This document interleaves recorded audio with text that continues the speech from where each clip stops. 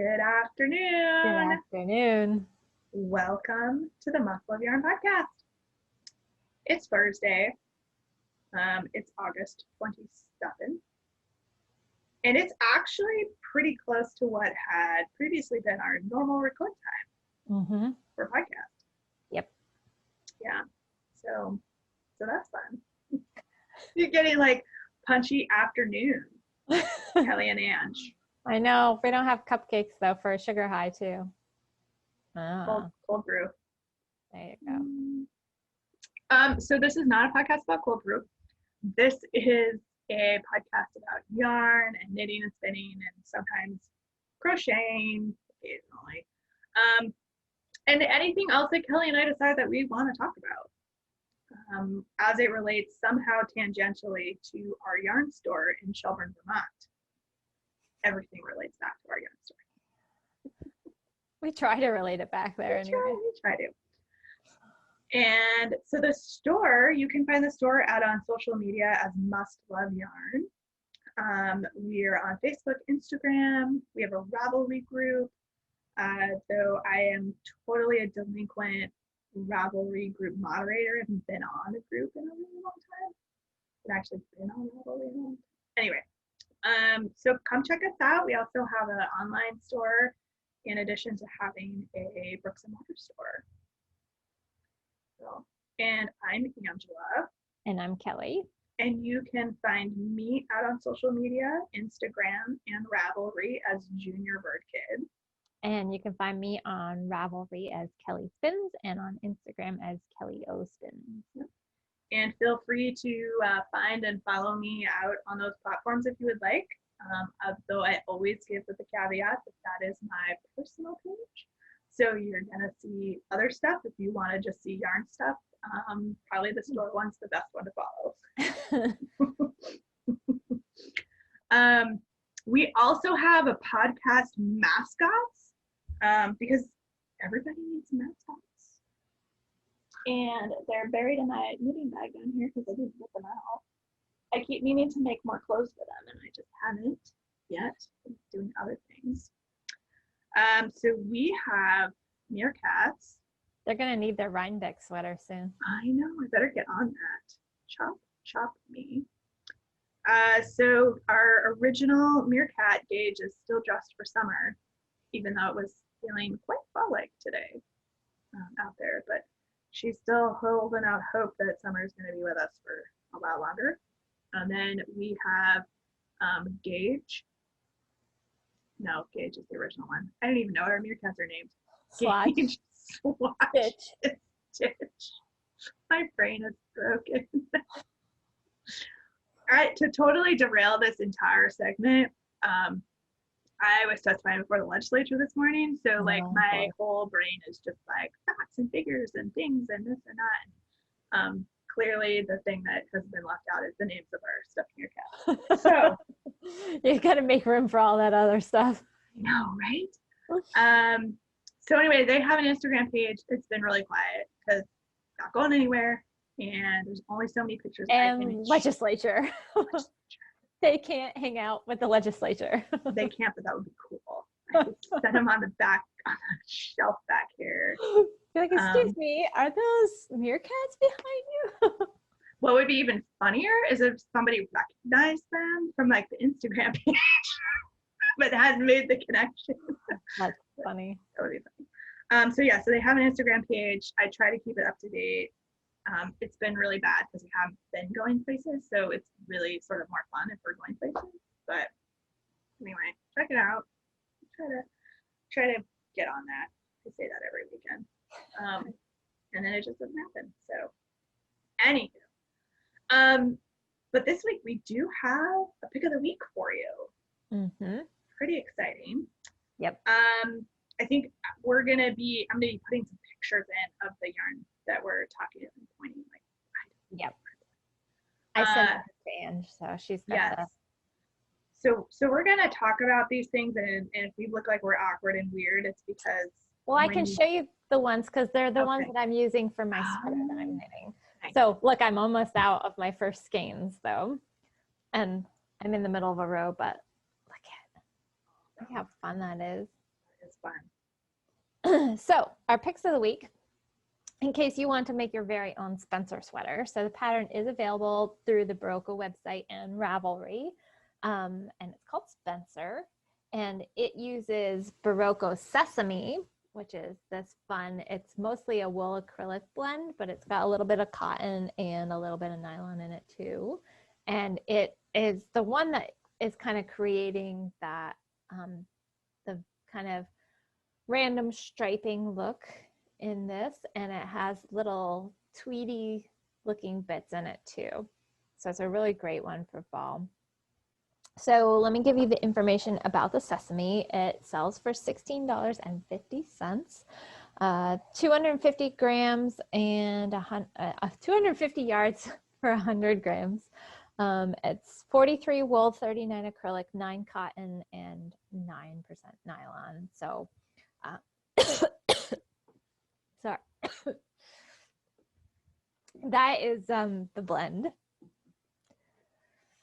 Woo. Nice. Okay. Okay. Yeah. I can't even carry this segment because I don't have any of that information. I could look it up really quick, but I don't have it. All right. So I just didn't want to cough too much. And that's the nice thing. On Zoom, I can mute myself. Exactly. Real life, I can't mute myself. There are sometimes people that would probably want to take advantage of that, but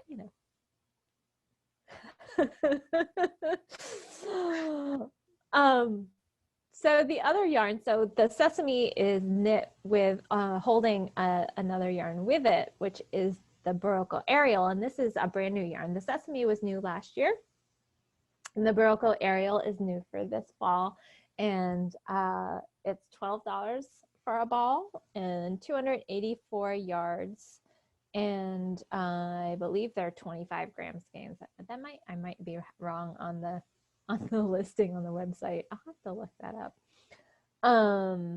They are 65% super kid mohair, so it's a really, really soft mohair, and 35% silk. So I can't remember the exact number of skeins I needed for each of them, but all that information is on the pattern for Spencer if you're interested. But if you don't want to do Spencer, that's fine too. You can just use these separately. This one would be great for some of the shift patterns that are out there, and it would be kind of a cool fall textured yarn for the what's the sweater? The sweater Shifty. Shifty. Yep. And then the night shift is the big shawl, and I think both of those take a worsted. So this would be a good substitute in for that, or whatever you want to make. There's some other great patterns out there. Baroque does really good pattern support. And then of course the mohair, there's so many patterns out there that are using a mohair held with another yarn. So yeah, check that out. You could also maybe use that. What's the new one by Andrea Mowry with the shawl collar? Oh, I know what you're talking about. I actually have that. She did two. She released two, and so that calls for worsted. Yeah. Weight as well, with like a counter color, like a solid color with a counter color. So you could potentially use the Sesame for that. Yeah, you could do that. Color. Let me see if I can pull up the name of that real quick. I think it's in my favorites. I think I ended up buying that one because I liked it so well. It was really cute. Yeah, it's what is it called? They didn't save it in my favorites. I can probably find it on mine because I think I just bought it. So let me look.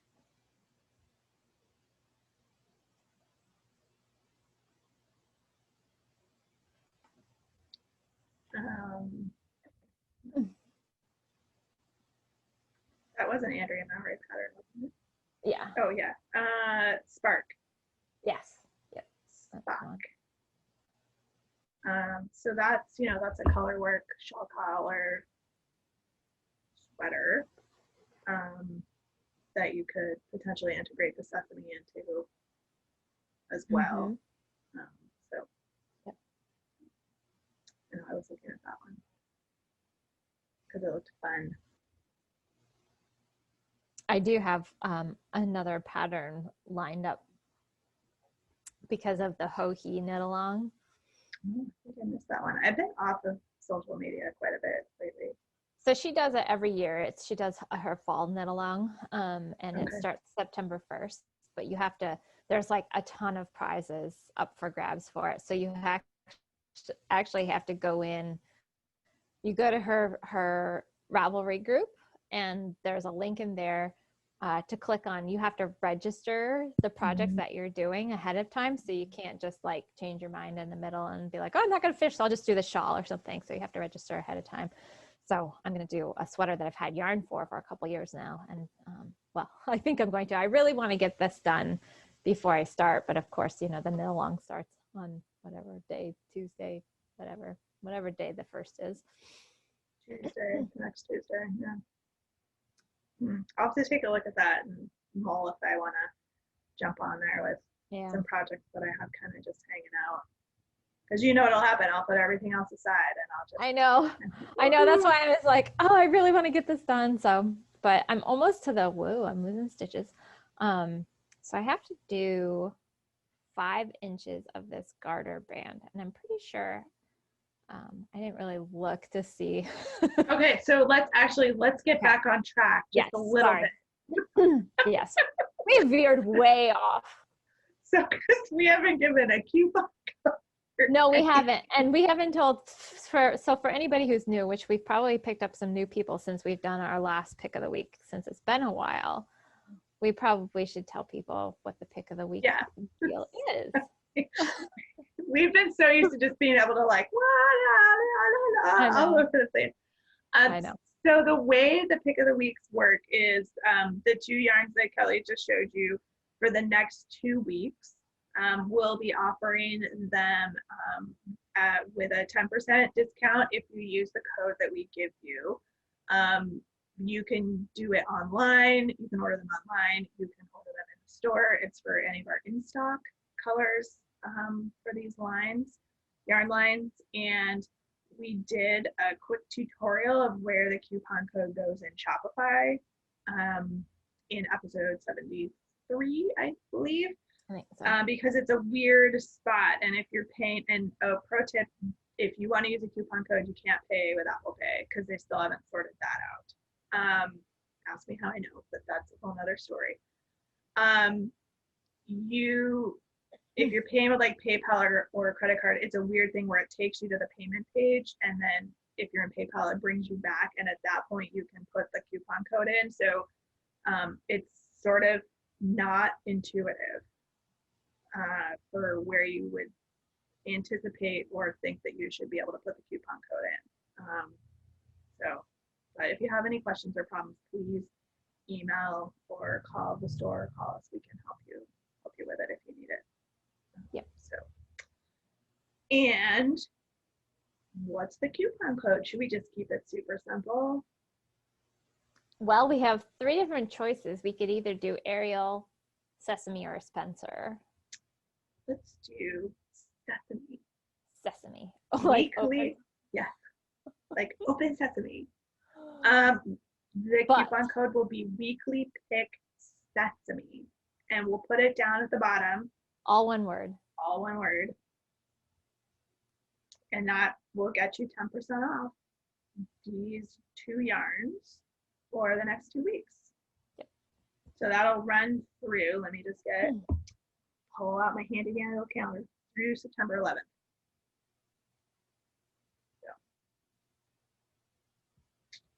So I can't for some fun. I still can't ever say September 11th without pausing for a minute anymore. It's I mean, I don't know. It's one of those dates that will always affect people, I think. Yes. I think that's accurate. So that's the pick of the week. Cool. And I'm actually wearing hand knits today. Look at you. You're wearing your pretty sweater. I'm wearing my garden gate because it's chilly enough out to wear a hand knit. This is the perfect transition fall sort of sweater because it's short sleeved. And so it's warm, but not too warm. It's It's really quite cute on. Thank you. So the main color is a CC's Wool Yarn Baby. And the counter color is, it was some leftover yarn that I had that I used for a sweater that I had made for my mom. And I believe it's Ushida, but let me just go double check because I can't actually remember. Because that's super helpful, super on top of things here. Yes, it is a Ushida Merino single in their Vanilla Sky colorway. And I used it in the Maritimo that I made for my mom. And I just used you paired with that like tealy bluey one. Yeah. Yeah, and it looked totally different when I was in that sweater. So this is Garden Gate by Jennifer Steingass. As a part of our totally ran out of steam with Green Mountain Spinnery. Yep. Anyway, check back a couple of episodes ago or 4 episodes ago for some of the details on that. We started strong and then we've just kind of.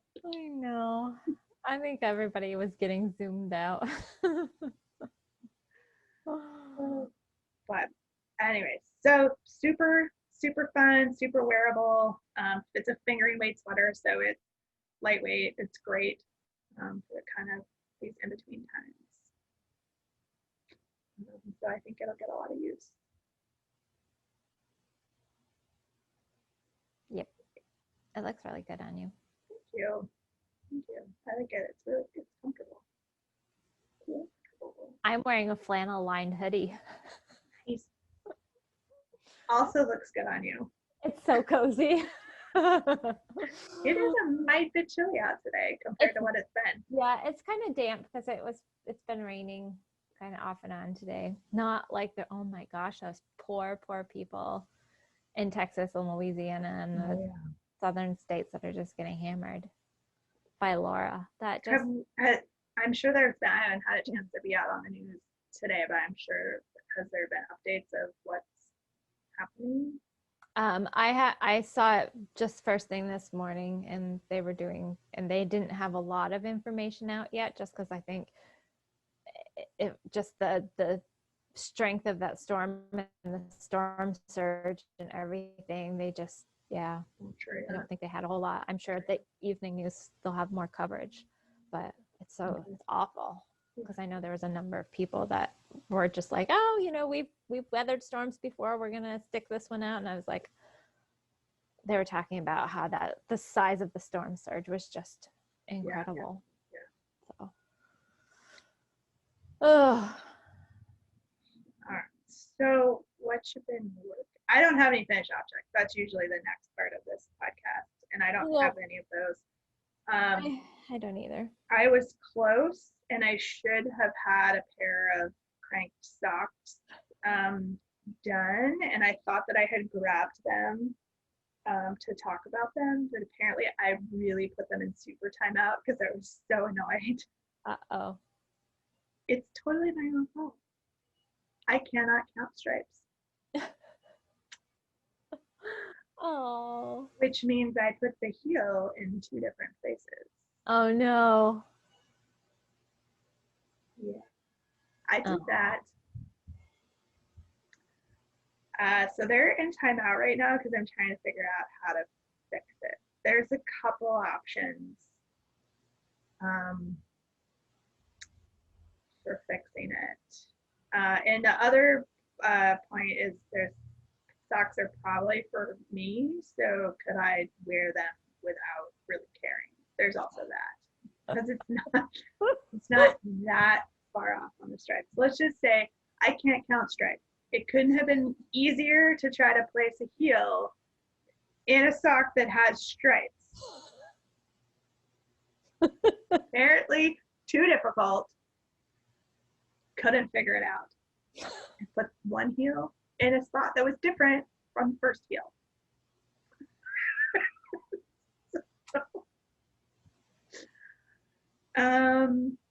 And those socks are now super tight No. So, Darn but it. yeah, I need to go at least close the heel up so I can use the needles for another project. So I can start another pair of socks that I can put in timeout. Uh-huh. So I had worked on those. Mm-hmm. But I'm so mad at them. I didn't even bring them with me. They're in deep timeout. Deep timeout. I don't know why I'm upset with the socks. It's not actually the socks' fault.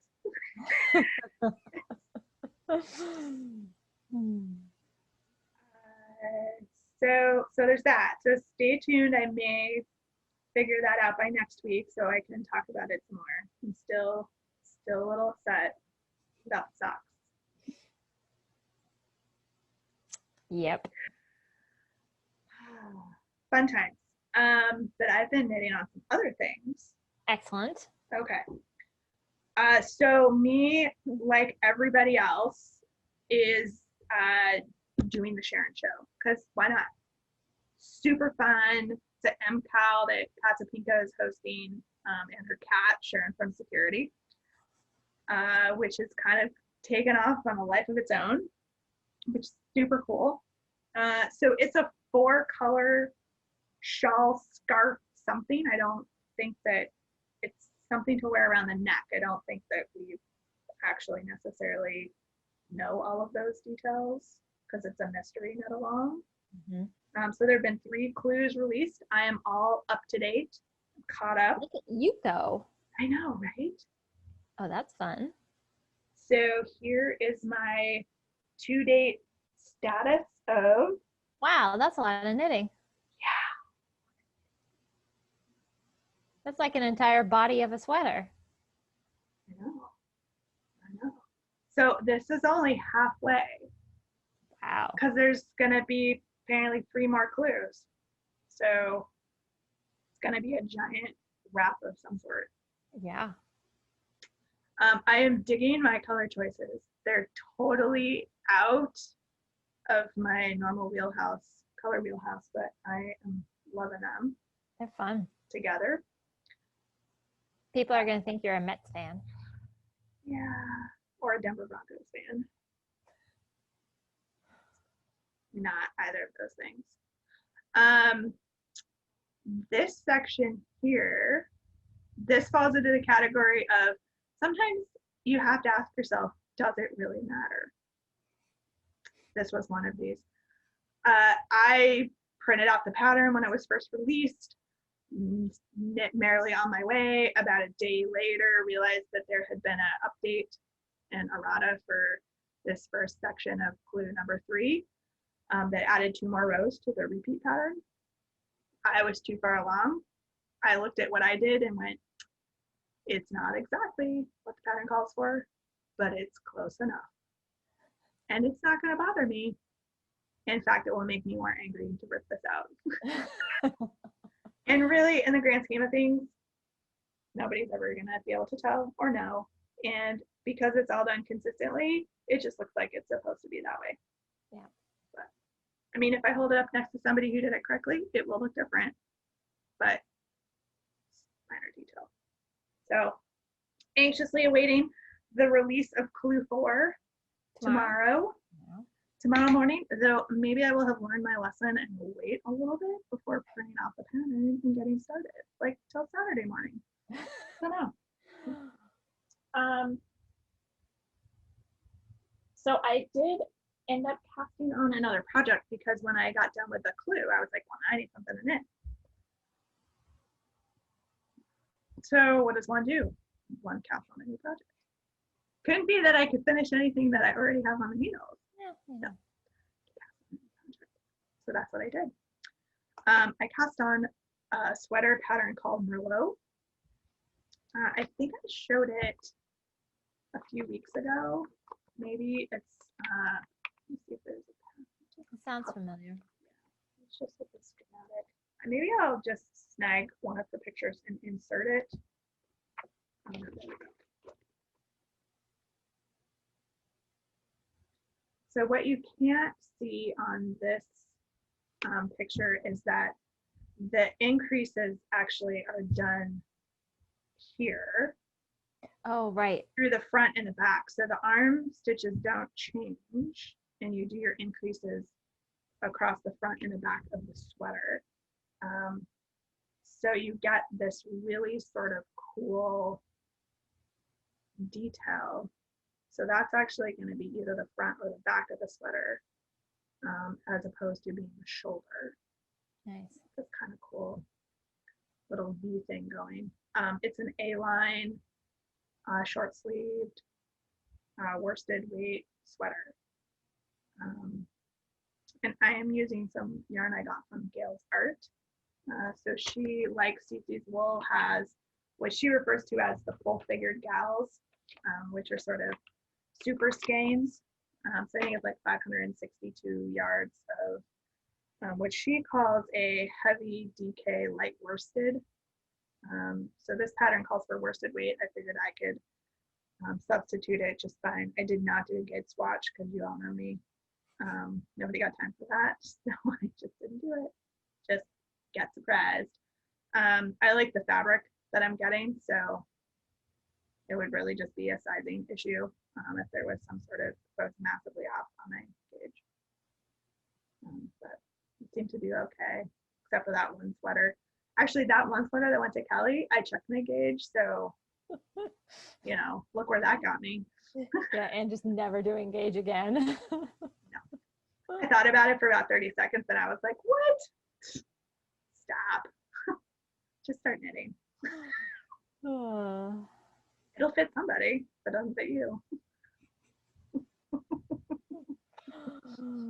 Oh. It's really good to be one of Angie's friends and be a different size than she is. I know, right? You could benefit from this. No, I have that other sweater that I made that with the garter was just way, I should have sized it down a couple of sizes. I'll find a home for it. I'm not worried. Just, I'm a processor. I just like to knit. So the end result of having a finished object at the end is exciting, and I like it, but it's really just about doing the knitting. Those are really all that I've worked on, except for that sock that's in timeout that shall not be named.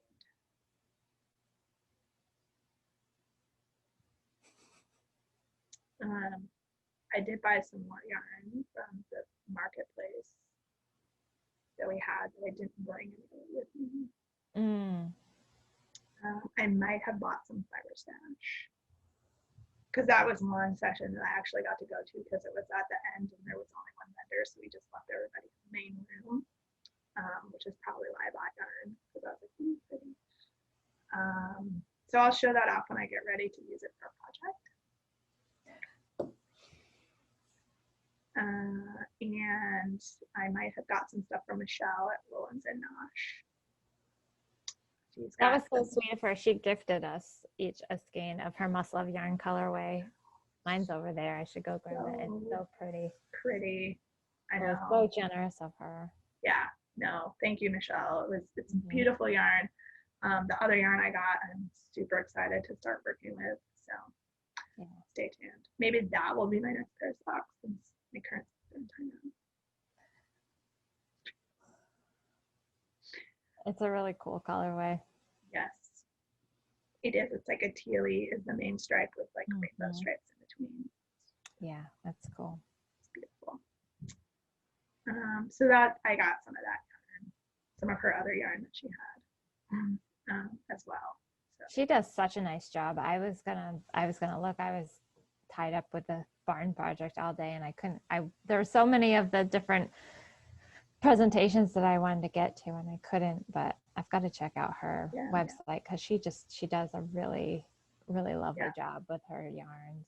And she's got a line of self-striping yarns that she does. that are super affordable. Yeah, I was just gonna say she's trying to do some that are really affordable for people that want an indie dyed self-striping yarn, which is great. I mean, because not everybody can afford, $40, $35, $40 for a skein of yarn. Yeah. So Yeah. So she has some of her colorways that are less time intensive, I think, for her to recreate. And so she's able to provide those at a more affordable rate for folks. Yeah. So I think, and her colors are just, they're spectacular. Yeah. So go check her out. If you Yeah. haven't seen her stuff before. But the marketplace was fun. We didn't seem to have too many technological issues. For the most part, relatively smooth. I think it went okay. Yeah. Jen was on. Jen helped with some stuff because you can't screen share and then move people into rooms, breakout rooms. The same person can't do both. Oh. Or at least I couldn't figure out how to do it. So luckily Jen was on and I had her sort of do the screen share with the program, so then I could move people into breakout rooms with vendors. So. Oh, that's good. Yeah. Everybody that I talked to about it just had a really fun time. So good. I think I want to do another one. Yeah, I think it's just such a good way to give back to the community, to just provide the platform and the space for people to come check out some of these vendors that they wouldn't normally have access to or would have to travel to see. I think, it's just really from our end or from my end, it's time, because somebody's got to be there to man the Zoom call, but maybe we set them up as like 2 breakout rooms at a time, for a Saturday. So it's just like maybe an hour, or maybe it's like an hour and a half. Do So like it's a smaller farmer's market and just have a little tasting. Yeah. So it's like a mini, a shorter time commitment. Yep. So yeah, we talk about that. We've got, nothing but time. So, we could reach out, see who wants to do another one and just schedule them out for various weekends and just do it. Yeah. So it's a good idea. Look, we're business planning on the podcast again. So we're gonna do a virtual trunk show. We don't have a date set for it yet, but we're gonna do a virtual trunk show because we're getting the Die Gilpin trunk show. I think it's shipping. If it doesn't ship this week, it'll probably ship next week. And we're actually Die Gilpin herself is most likely gonna jump in and talk about the different pieces. Because she really wants to give background about the pieces and her yarn and everything. So we'll give you as much information as we can as soon as we get that set up with her. It's a little bit challenging because she's in Great Britain. So the time differentials, we kind of just have to figure out a good day and time that'll work for everybody. So I think that'll be really fun. But we'll keep you all posted because we have some of her yarn in the store. It's really, really lovely. Yeah. I mean, that could be something too that we could potentially record and put up on the YouTube channel for people to watch later. So that if you're not able to attend, you can watch and get all the information about the pieces. And we're gonna have the trunk show, I think, for about a month. Which is nice because of COVID. They were going to do it with most stores for about 2 weeks, but now because of COVID, they wanted the stores to be able to have it for longer so that, you can get it in, you can advertise it. And then not all shops are able to be open right now. So, some wanted to do it where they could really do more of a virtual presence with the samples and show the samples, and then give people time to order their yarns through their store if they needed to. Nice. We're lucky enough that we're able to have the store open in person, so that people can come in and see the pieces, which is nice. Nice. Yeah. Excellent. Excellent. Well, that's exciting. I So know, guess something to look forward to. stay tuned for that, and stay Yeah. tuned for seeing if I can get my act together to pull the other thing off. So, no, it's probably it'll be easier the second time around because I kind of already we worked out some stuff or figured out some things. Yeah, got all the bugs worked out of it. And So, I mean, in terms of events, there's not a huge amount of other stuff coming up just because it's so difficult to plan sort of anything in person, and pretty much everything is going virtual this year in terms of events or, other meetups and things. Yeah, Vermont Sheep and Wool is virtual this year. I still haven't heard anything about Rhinebeck. I haven't been onto the Ravelry group. I think it's virtual as well. Is it? Yeah, I believe they made that announcement. Did they? I hadn't gotten an email or anything on wow. Let me just double check since we're talking about it. Let's not be spreading misinformation. I can talk about my things I've been working on. Okay. And one thing that I'm going to be working on. So I've still been plugging away on Spencer, and I'm pretty close. I got to measure it, my 5 inches, which is the bottom band. And then you pick up and actually do you pick up? I think it goes to just stockinette after all of this garter. But it is worked in some different pieces. I know the sleeves are separate, and there's a big garter neck band that goes around it too. So coming along on that, and it's super, super soft. Did you find info? So they don't have anything up on their website. Yeah, they're pretty slow to update about it, but I'm pretty sure that I saw that it. Oh yeah, there. Sorry, I didn't scroll down far enough. The in-person festival is canceled as of the end of July. They're holding virtual workshops for 2020. So that will be going on. So yes, the in-person version is not happening. So, but I kind of figured. Yeah, I mean, nothing else. Indie Untangled has gone virtual. So a lot of these events, again, as we've been saying, the upside is that if, traveling was an issue, you can now kind of attend without traveling. Yeah, you can get a taste of it anyway. Yeah, take some classes or see some of the yarns or attend some of the vending stuff. It's not the same, of course, but it's an opportunity. Yeah. Yep. It is. So I really, really want to get Spencer done because 1, it's a shop sample, and 2, I just, want to get it done and off the needles. Yeah. But Hohi Locatelli does her fall knit along every year. So, and that's no different this year. And I think there's a lot of people that are going to be participating in it. And I hadn't thought of doing it, but then we were talking about it in knit group last night. So we still do our virtual knit groups, and I host the one on Wednesday evenings. And so we were all sitting around talking about it. And I think like 2 or 3 or 4 people are like, oh, I'm going to do it. I'm going to do it. They're doing some shawls or different things. And I was like, gosh, I have yarn for a sweater of hers that it's been sitting, I've had it for at least a couple of years. And I was like, gosh, this will be like the motivation to do it. I'm just going to sign up for it. So this morning I was like, I sat down and I signed up because you have to sign up ahead of time so that you don't like change your mind partway through and like, no, I'm not going to do it. To be eligible for prizes, you have to sign up ahead of time. So you can go to Ravelry, her Ravelry group, and there's a link in there where you go in and you register. You put in your Ravelry username and you put in what project you're doing, your yarn you're using, that kind of thing. So I've had the yarn for this pattern. This is called Separate Ways. And it's really kind of a boxy, loose fitting, interesting design construction piece.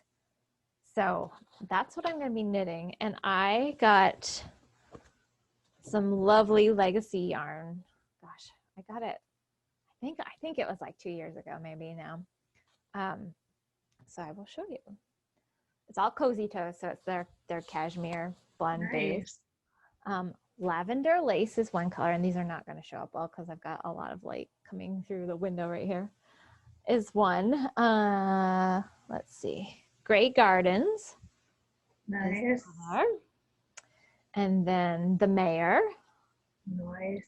And then Edward Scissorhands. So they all have like purples and grays kind of in them, and they're getting really blown out. That's a little better. So I think that'll be really fun. Awesome. Together. So I haven't decided which colors are going where, because in the pattern there's one of them that acts as just kind of like a small little accent stripe in between all of them, and then you also use that for the bottom and the neckband. So the rest of them are get kind of equal stripy love. So we'll see. I haven't decided what order I'm going to do it in, but I have a little bit of time. I would tend to lean towards doing the gray, but that's sort of the expected color choice. Yeah. To do that. So I know. Yeah. The Mayor might be kind of cool, or the purple even would be kind of cool. Yeah. As that in-between stripe color. Yeah. Yeah, I probably won't do Edward Scissorhands because that one's the lightest. Mm-hmm. And that one being at the bottom and along the neckline would be the one where it's going to get the dirtiest. Yeah. So I tend to go for something, a medium tone or a dark tone probably for that. So, but I don't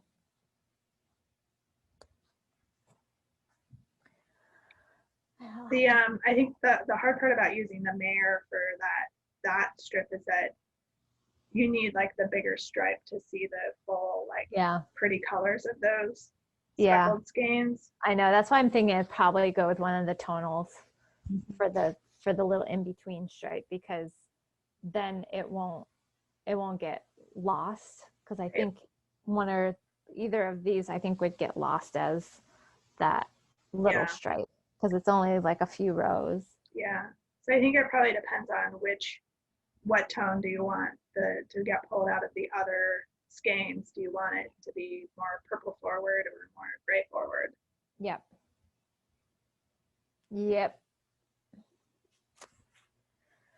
So anyway, nice. I've got some yarn. I've got to ball up and get ready for a new project. It was so funny. Oh my gosh, my room downstairs is now a disaster because I was looking for this yarn. I knew I had seen it when I had gone through all my yarn before.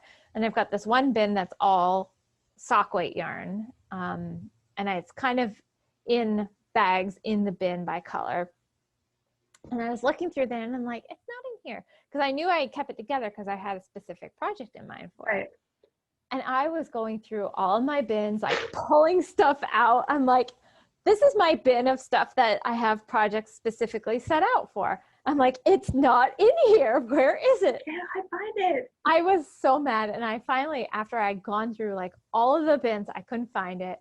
And then I've got a few project bags upstairs that have some yarn in them that's usually stuff that's in the works. But the very first one I pulled off the end table was the one that they were in. And I'm like, oh, you've got to be kidding me. You were more prepared than you thought you were. I was so mad. I was like, it's going to be the very last place I look, of course. And it was the first place I should have started. But I was like, it's not going to be up here. What are you thinking? It's not going to be up here. That would be too easy. And I had sworn that I had seen it downstairs, because before I moved things around, I had like my yarn organized a little bit differently. And I had a shelf of yarn for projects that I wanted to do with that yarn. Like a lot of them had either the pattern tucked in with the yarn, or I specifically knew what patterns those yarns were going to go for. But no, I probably pulled it up because I was like, I'm going to do her sweater next, but and then it just never happened. But in that same bag is one of their sock kits. We had these in the store, and I found it, and I was like, oh, I know, isn't that fun? I was so excited, and I was like, oh, now I might have to do socks. This one is Lily Pad. Okay. You remember that they did that whole series when Lily was born? Yeah. So that tells you about how old it is, because, 3 years maybe? she's coming up on 3 in January. I think she'll be 3. So, yeah. So that tells you it was at least 2 years ago. And maybe even closer to 3 when I got this stuff. So it was all yarn that we brought in for the store. Yeah. But nice. I know this is not showing up well at all, because there's some really fun, like bright yellows and greens and stuff in here. Yeah, that was fun yarn. Yeah. So I was so excited to find that too. I'm like, oh yeah, I remember I got that one. So I don't know anything about that. I found some more treasures when I was trying to find yarn for the Sharon show. Like, I was like, ooh, where did that come from? Uh-huh. I forgot I had that. Yeah. I still have the advent calendar box. That's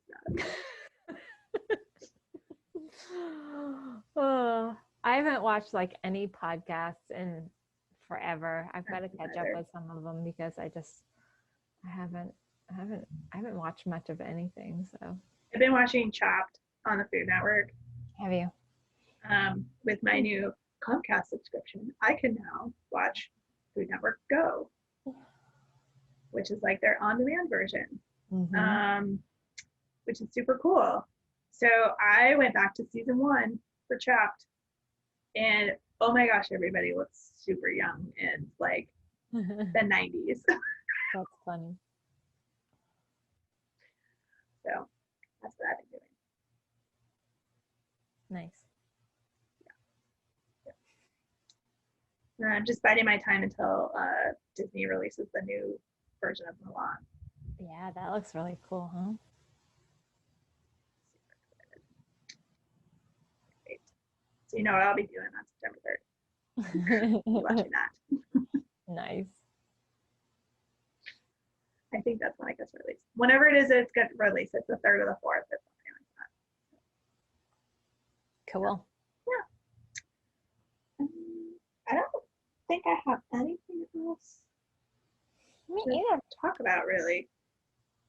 No, and we talked about things kind of out of order, because we talked about events before we were finished talking about stuff. But Kind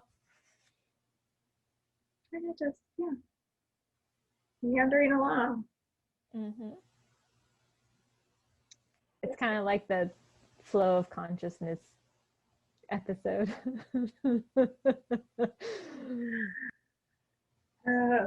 Thanks for staying along for this ride. I know, and outtakes are probably like an hour long. We just kept talking.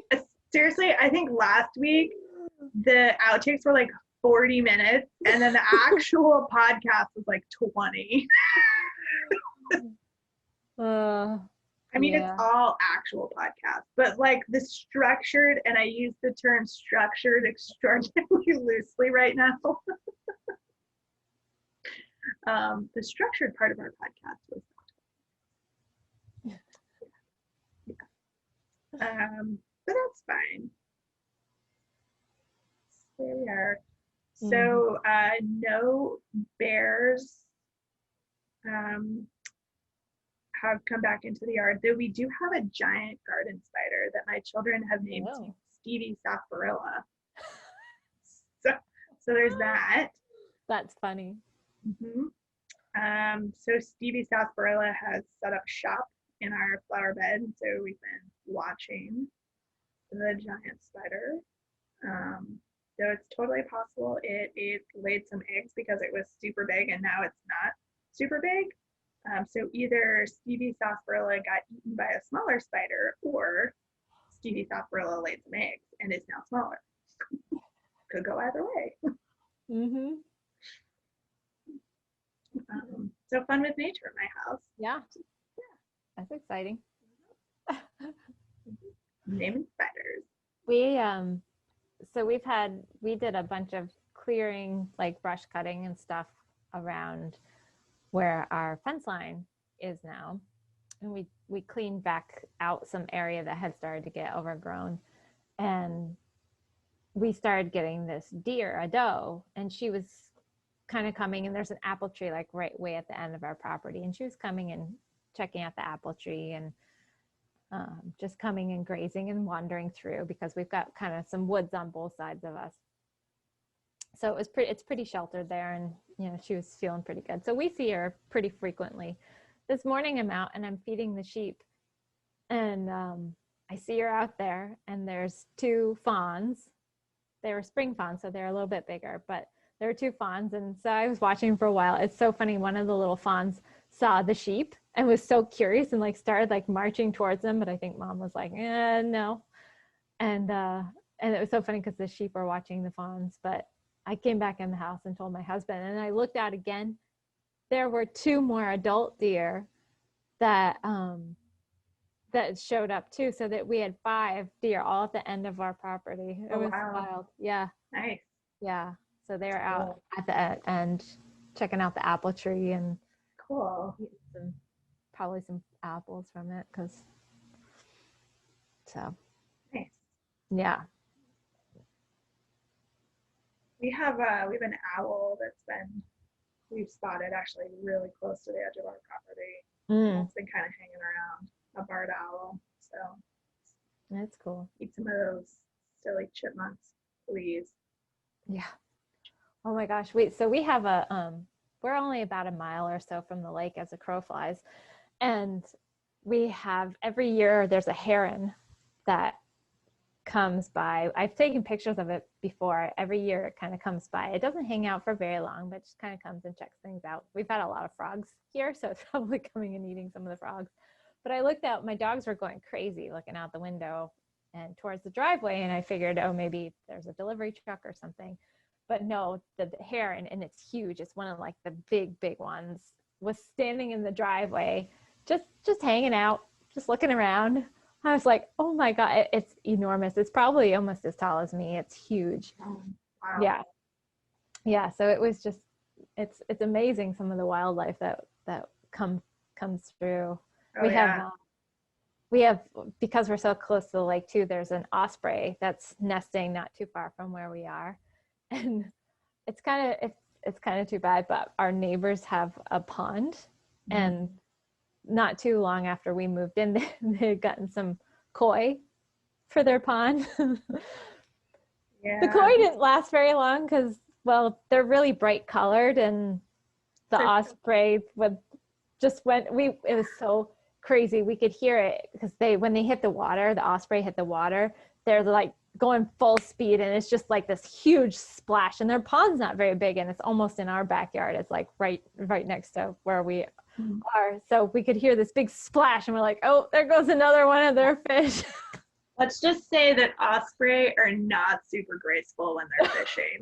No, it's funny because I hear it because they have that kind of screechy, screamy sound when they're flying around. And I was actually out the other day, and it was way up. They're huge birds. And it was out flying around, but I heard it and saw it. But I remember the first time I saw one do it in person, because you have this like impression in your mind that it's very graceful, and like they skim the surface and grab the they're not fish. Like the eagles that come in and grab and go. They're just like literally splash. like, and then like trying to get out of the water, and sometimes you're like, are they gonna make it? Because it is really awkward.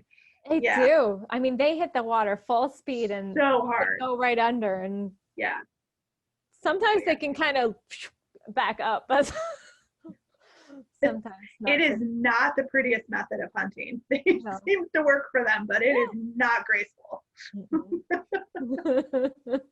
But the koi, now that's a tasty little easy snack for them.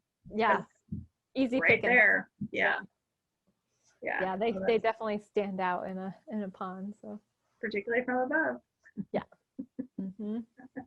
Oh man. Oh. Osprey. Mm-hmm. Anywho. Yeah, now that we've talked about nature, the Nature Channel. Now that we've got our nature out, we can do it. We couldn't do it in the outtakes. These are post outtake outtakes. It's all outtakes, guys. Yeah, pretty much, with a little bit of knitting thrown in. I would have to make that the title. It's all outtakes. Man, oh man. So. Mm-hmm. All right. Well, we should probably wrap this up. And I think we'll be back next week. We'll try. My schedule's been really weird. It's all totally my schedule. So it's been hit or miss for me lately. But we're try our hardest to be back next week. Excellent. So until then, thanks for hanging out with us for a little bit, and we'll see you again real soon. Bye. We're now recording. Okay. I'll keep it clean then. Keep it clean. Now that I just shared the. Look, I'm using my Must Love Yarn cable mug. I love it. I'm bummed that we can't get these anymore. I didn't realize that because was it like a final sale? We got them like super cheap because they were going out of stock or something, I think. They were going to discontinue them. So what we got was the very last that they had, which is too bad because they're really kind of nice. I bet if we searched around, we might be able to find something else. We could probably find something similar. I've seen ones with handles that have the cable knit pattern on them. Yeah. So. So since we're in the outtakes, I have a kind of funny, small rodent story to share. Oh boy. Yes. So I've been back in my office. This is my office. This is my conference room at my office. And your law library. And my law library. And my table here, my conference room table is actually starting to look like my desk in my office. So I know what that looks like. Yeah, so I need a better system apparently. Less paper would be good. But so I have a lot of Zoom meetings and things. I'm kind of in and out of the conference room a lot because the laptop that I use for Zoom is in here, but I have a desktop anyway. So Monday I came in and I was like, it smells kind of like death in this room. Oh no. But that's not super weird because, it's an older house that the office is in. We have a basement. Like sometimes things get in the walls or something dies in the basement, a mouse, or we've had squirrels or red junk stuff. Sometimes it happens. And so I was just like, oh, well, I guess something kicked the bucket somewhere. And so then Tuesday I came in and I could smell it sort of like outside of the conference room, and it felt like it was stronger in the conference room. And I was like, okay, this is really weird. And I didn't really want to go down in the basement to see if was something dead underneath that space. And I was like, well, maybe I just need to change the garbage because sometimes I eat lunch in here and so I was like, well, maybe it's really not something dead. It's just, I don't know, the lunchbox smell or something. So I'll show everybody. See over here, I have garbage and recycling. So there's two bins, one with a trash bag in it, and two that don't, that I use for recycling. Well, apparently a little mouse must have tried to crawl into the garbage can to get some tasty leftovers and accidentally fell into one of the other ones without a trash bag in it and couldn't get out. And it must have just died, which is horrible. So that's actually what I was smelling. There was a dead mouse in here. So I got that all cleared up and now it doesn't smell like death in my conference room. So that's good. Well, I've got a funny baby mouse story. Okay, I'm glad you have a funny one because that was actually kind of a downer. I know. I was like, geez. What's going? Dead mice in the garbage pail. So I was in the barn. Was it yesterday? I think it was yesterday that I saw that this happened. So I was in the barn and I think I had just given the sheep their dinner. And I walk back in. I usually feed them outside, and then I walk back into the barn, and there was a little mouse, like a baby mouse, like teeny tiny little baby mouse. He was fully furred and had, you know, his nice long tail and everything, little field mouse. But he was little compared to the adult ones that we get sometimes. And I saw it, so I was trying to like shoo it out the door, because the sheep are pretty curious, and I was like, I don't know what they'll do with it. But so I was trying to shoo him out the door, and he got scared and like hid in the corner and like wouldn't budge. And I'm like, oh, whatever. So I was getting hay and water and things ready for the sheep. And Tilly, who's my friendliest little ewe, and she always like comes in to see what you're doing and wants some pets and stuff. She comes in, and by this point, the little mouse had moved back kind of in the middle of the stall. So of course she sees it. And so she's like following it around the stall. It was hilarious. And then she started like going boing, boing, because it was kind of like running. But then it ran out the door, so she lost track of it, but it was really funny. That's funny. Because she was really curious. But so the weather turned chilly yesterday. Mm-hmm. Yes. And she's always been pretty snuggly, Tilly has, and she'll walk up to you and want some pets and scratches and everything. All of a sudden, the cold weather, she's just like completely different. She's just like, okay, I'm gonna see how much my farmer will take. So she comes up to me, and usually I'm just ready to like give her some scratches on her chin or something. No, she was like, bam, headbutts me right in the leg. And then like backs up to get a better running start and was gonna do it again, and I diverted her so she couldn't. But yeah, like since last night, even when I went out there this morning, she was doing it again. And I'm like, oh my God, the cold weather has like turned her brain into who knows what. Brain freeze. Hormone land or something, like it turned on a switch or something. I don't know. Oh my goodness. So I was like, oh goodness, are we going to do this? So I kept diverting her, and I told her no, she couldn't do that. But if she was a good girl, she could have some chin scratches. So we kind of come to a little bit of understanding earlier, and we'll see when I go back out to feed him tonight, you know, what I get. But you got to be quick on your feet, sounds like. Oh my gosh, she's so little. She's only like 30 pounds. She's tiny. Yeah, so it's pretty easy to kind of steer her and tell her that that's not cool. Oh man. Little goofball. I think, and it's so funny because I've been doing just tons of reading on everything, and what I've read is that a lot of times the really friendly ones are the ones that will test you because they're not afraid of you. So and she's young. I mean, she's only 4 months old. So, and a lot of times it's kind of when they're starting, and they come into heat usually in the fall, usually a little bit later, but sometimes they can come into heat earlier. They, you know, the hormones start changing, and they start, you know, competing with other sheep. So it, you know, it didn't really surprise me, but I was just like, here we go. Here we go. It's already started. I know, the teenage years. I feel like I say that almost every day at my house. Yep. Yeah. I get it coming and going. Mm-hmm. Yep. Fun time. Let's see, what else has happened in the last couple of weeks? Not a huge amount of funny things. Not really going anywhere. That really cuts down on the like stuff to talk about. I know. I'm pretty much, on a weekly basis, I go to the grocery store, I go to our store to check in, and yeah, that's about it. I'm at my office, I'm at home, maybe go get groceries. Maybe. That's about it.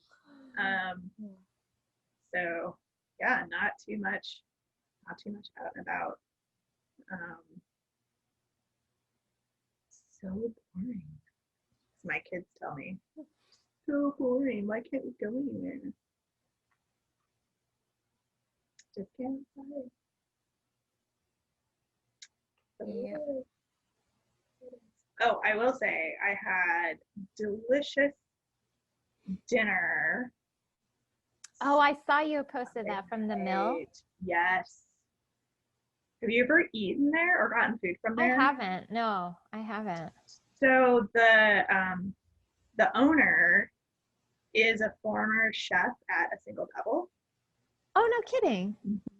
Oh, that's cool. So, he's got like a mock eel sandwich wrap like on his menu kind of thing. But so they also barbecue, and every Sunday they provide proceeds for whatever barbecue dinner they're doing to some local organization. So Oh, that's cool. last week it was, I think, Voices for Women.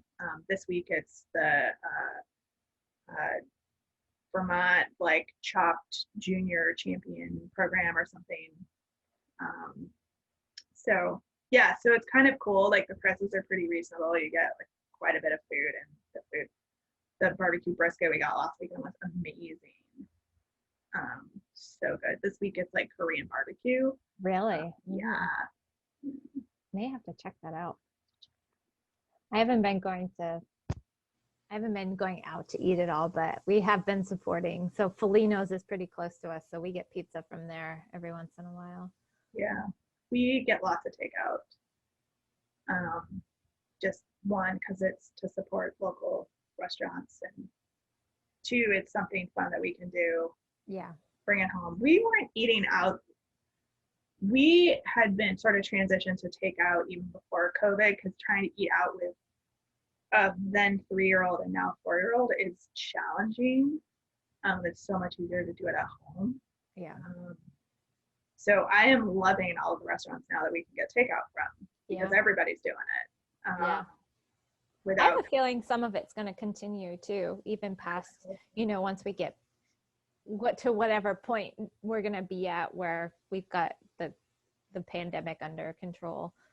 Yeah, when things start to reopen to more before times. I think a lot of that type of stuff will hopefully continue, because it's definitely, it's been good for us. I mean, we've been supporting lots of local restaurants. Yeah. Yep. So, and I mean, I've been trying harder to support local businesses.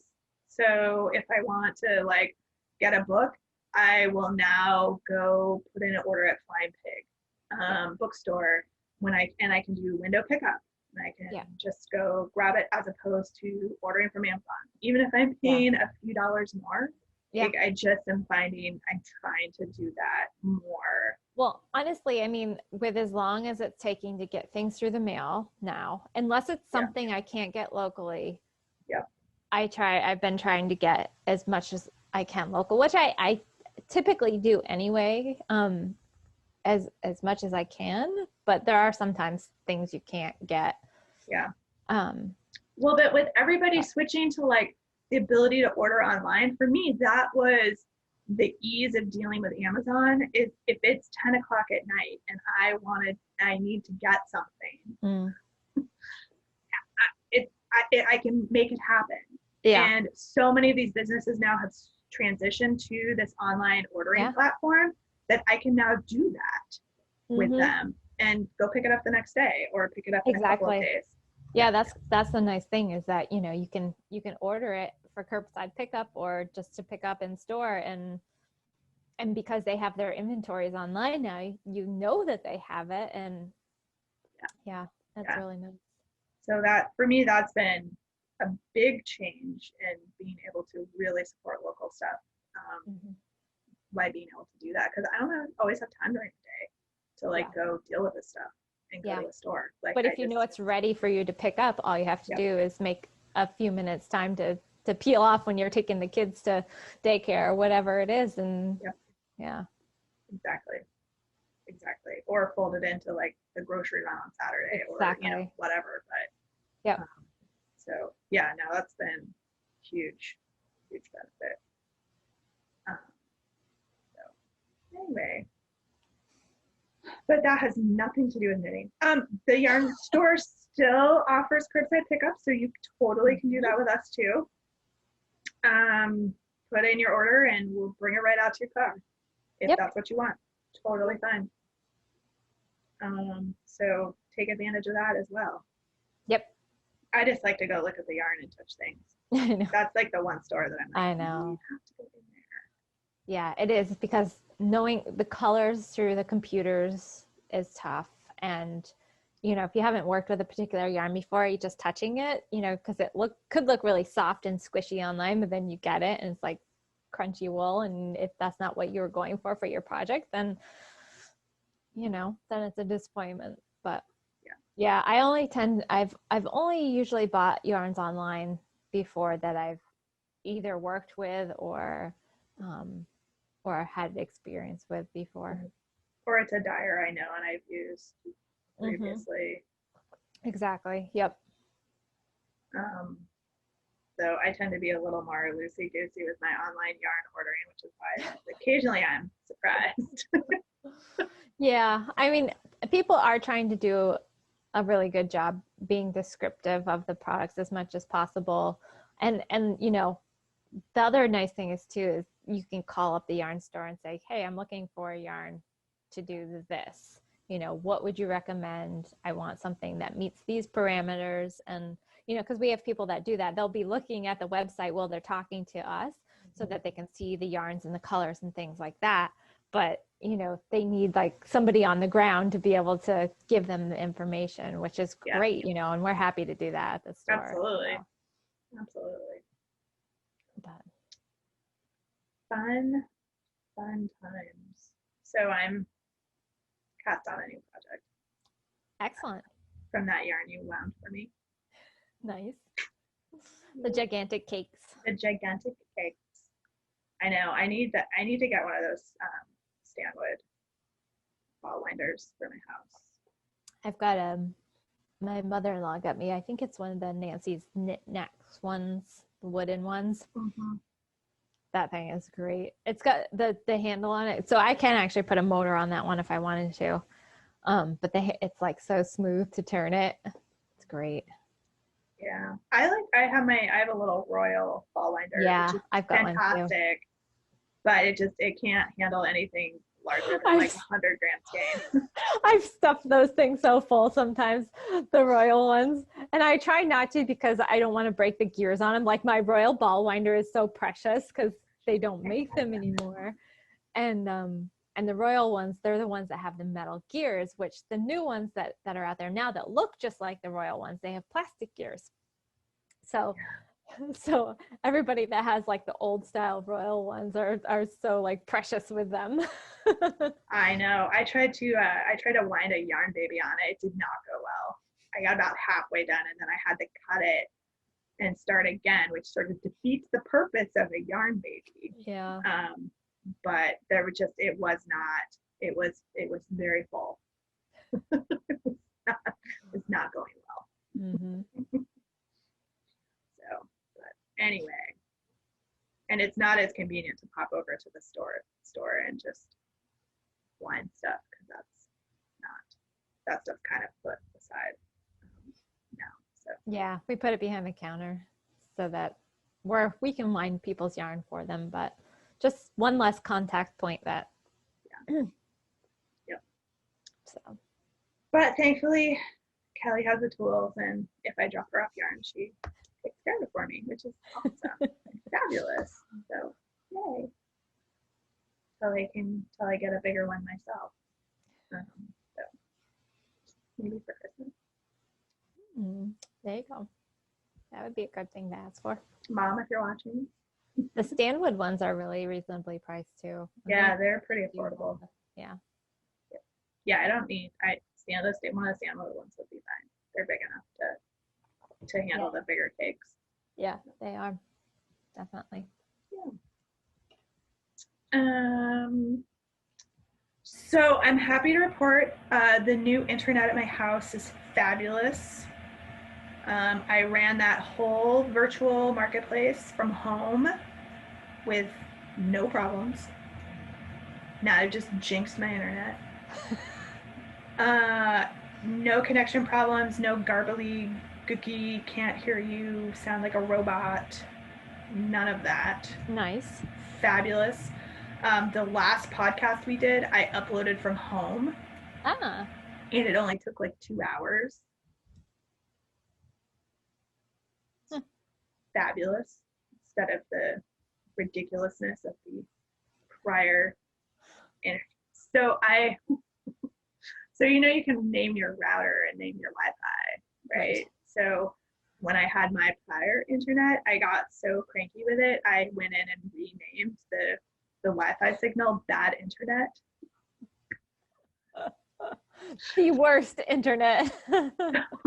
So when we were setting up this one, I was like, what should we call our Wi-Fi? And my husband goes, how about good internet?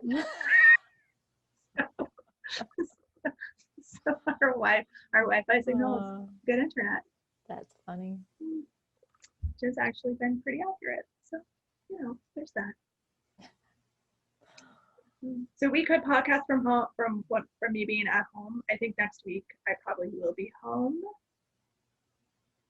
because we're trying to sneak away for a few days, and I'm just trying to take the whole week off. So we'll see how that goes. I'm not holding my breath. Yeah. That there's not going to be work stuff popping up, but we'll try. We'll try very hard. Let's see what else. What else we got? I don't know. Nothing for the outtakes. Yeah. The outtakes are kind of taking over the podcast. Yep. Which is fine. But I suppose we should probably start the actual podcast. Because what time is it? Yeah, we should probably start the actual podcast. So I'm gonna do my glasses signal there. Okay. So I'm playing back. I can find this